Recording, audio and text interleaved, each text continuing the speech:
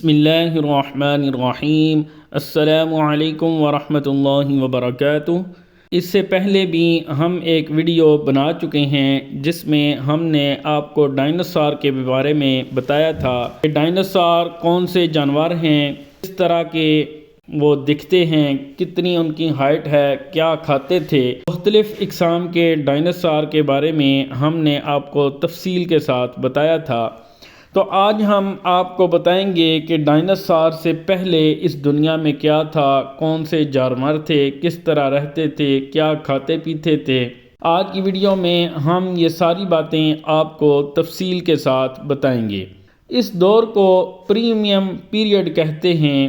آج سے کروڑوں سال پہلے دنیا اس وقت کس طرح کی دکھتی تھی۔ اس وقت دنیا میں ہر جگہ پر برف ہی برف تھی، رہنے کے قابل کوئی بھی جگہ نہیں تھی۔ پہاڑوں پر بھی برف تھی، زمین پر بھی برف تھی، حتیٰ کہ پانی کا تصور ہی نہیں تھا، برف ہی برف ہوتی تھی۔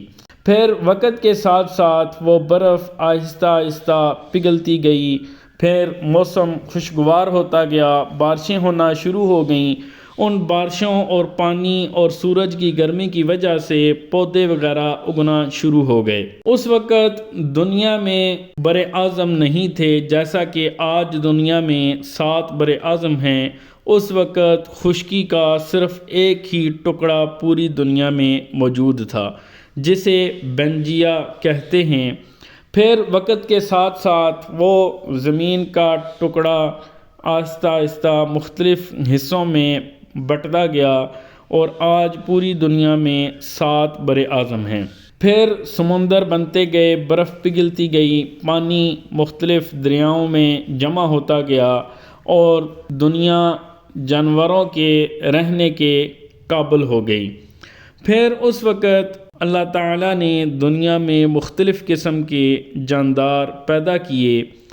اس وقت چھپکلی کی طرح کا ایک ڈریگن تھا کہ اس دنیا میں موجود تھا۔ یہ اس دور کا سب سے بڑا جاندار تھا، جو کہ بہت آہستہ سپیڈ سے چلتا تھا اور صحرا میں سے مختلف قسم کی جڑی بوٹیاں اور گھاس وغیرہ کھا پی کر گزارا کیا کرتا تھا۔ کیونکہ اس جاندار کی سپیڈ بہت کم تھی، بہت آہستہ سپیڈ سے چلتا تھا، جس کی وجہ سے یہ دوسرے جانداروں کی خوراک بن جایا کرتا تھا۔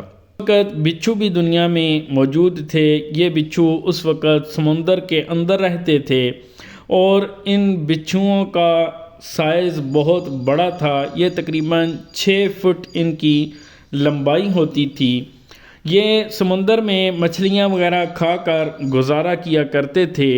ان کے فوسلز برطانیہ میں دریافت ہوئے تھے اور اس وقت چھپکلی نما ایک ایسا جانور بھی موجود تھا جس کی کمر پر ایک کوہان سی تھی، جیسے اونٹ کی کوہان ہوتی ہے۔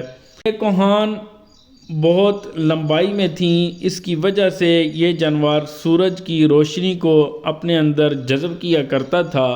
یہ جانور مختلف قسم کے جانوروں کا شکار کیا کرتا تھا اور اس کے دانت بہت ہی تیز تھے، جو کہ چند منٹوں میں اپنے شکار کا صفایا کر دیا کرتا تھا۔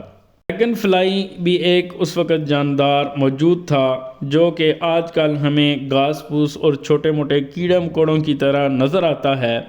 اس وقت اس کی لمبائی 2 فٹ کے قریب تھی اور اس وقت یہ بہت زیادہ تعداد میں پوری دنیا میں اڑتے ہوئے ہمیں نظر آتے تھے۔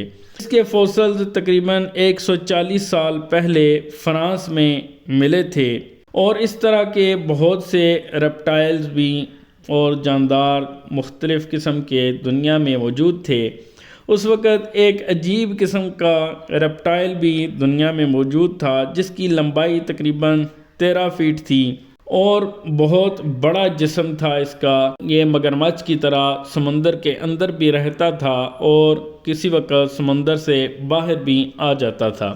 یہ مگرمچھ کی طرح زندگی گزارتا تھا اور سمندر میں اس کی تیراکی بہت اچھی تھی، بہت سپیڈ کے ساتھ تیرتا تھا اور مختلف قسم کی مچھلیوں کا یہ شکار کیا کرتا تھا اور سمندر کے اندر بھی چلا جاتا تھا۔ یہ جاندار سمندر سے باہر بھی جانوروں کا شکار کیا کرتا تھا۔ تو اس وقت دنیا میں بے شمار قسم کے جانور تھے۔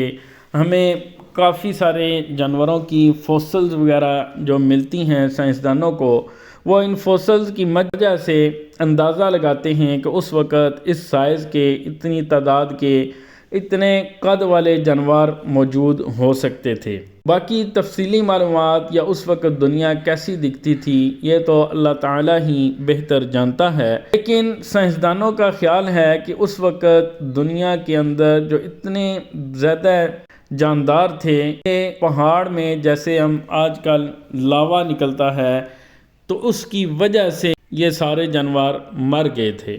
اس لاوے کی وجہ سے دنیا میں بہت زیادہ دھواں چھا گیا تھا اور سورج کی روشنی زمین تک نہیں پہنچ پاتی تھی، جس کی وجہ سے پوری دنیا سے پودے وغیرہ اگنا بند ہو گئے تھے۔ ان پودوں کے نہ ہونے کی وجہ سے آکسیجن کی بہت زیادہ کمی ہو گئی تھی، جس کی وجہ سے یہ سارے جاندار سروائیو نہیں کر سکے۔ تو یہی تھی آج کی ویڈیو۔